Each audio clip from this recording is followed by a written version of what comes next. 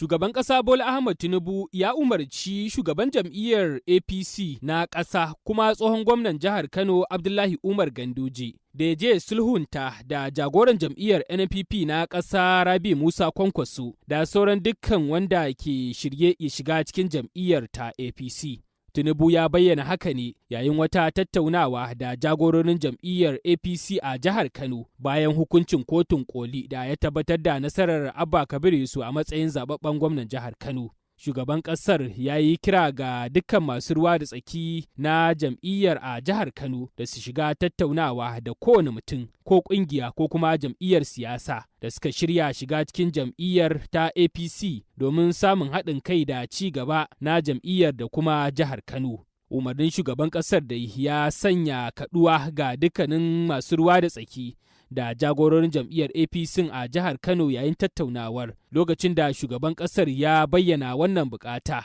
Shugaban ƙasar dai ya nuna ɓacin ransa kan kiran da wani jigo a jam'iyyar ta APC ya yi na naɗa ɗan takarar gwamnan Kano na jam'iyyar APC Nasiru Yusuf Gawuna a matsayin wani mukami a gwamnatin tarayya, inda fuskokin shugaban ƙasar suka nuna ɓacin ransa kan wannan. Jaridar intanet ta Politics Digest ta ce bayanan da ta tattara sun nuna cewa tuni ma aka miƙa bukata ga dukkanin masu ruwa da tsaki na jam'iyyar NNPP da suka hada da gwamnan Kano Abba Kabir Yusuf na bukatar su shigo cikin jam'iyyar ta APC. Sai dai jaridar ta ce 'ya'yan jam'iyyar ta NNPP sun ce a basu lokaci domin tattaunawa da jagoransu Sanata Rabi Musa Kwankwaso. Jaridar ta Politics Digest ta ce an baiwa jam'iyyar ta NNPP kaso 50 cikin 100 na shugabancin jam'iyyar daga matakin mazaɓu da ƙananan hukumomi har zuwa matakin jiha. Har zuwa matakin jiha idan suka koma cikin jam'iyyar ta APC. Haka kuma an buƙaci gwamnan Kano Abba Kabir Yusuf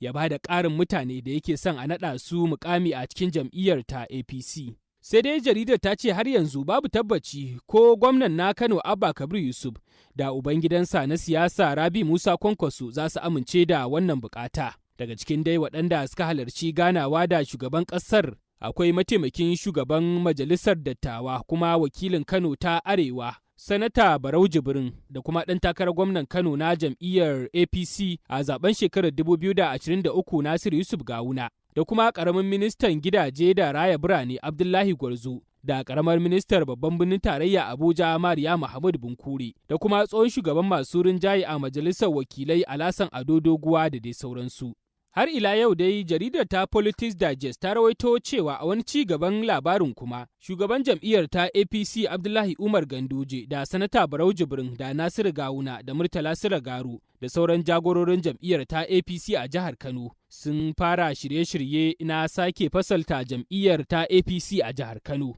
Jaridar ta rawaito wani jigo a jam'iyyar ta APC a Kano ya bayyana cewa jam'iyyar ta APC ta bayyana shirinta na ci gaba da tattaunawa da ɗaiɗaikun mutane, ƙungiyoyi da kuma jam'iyyun siyasa waɗanda suka shirya shiga cikinta domin samun haɗin kai da kuma ci gaba.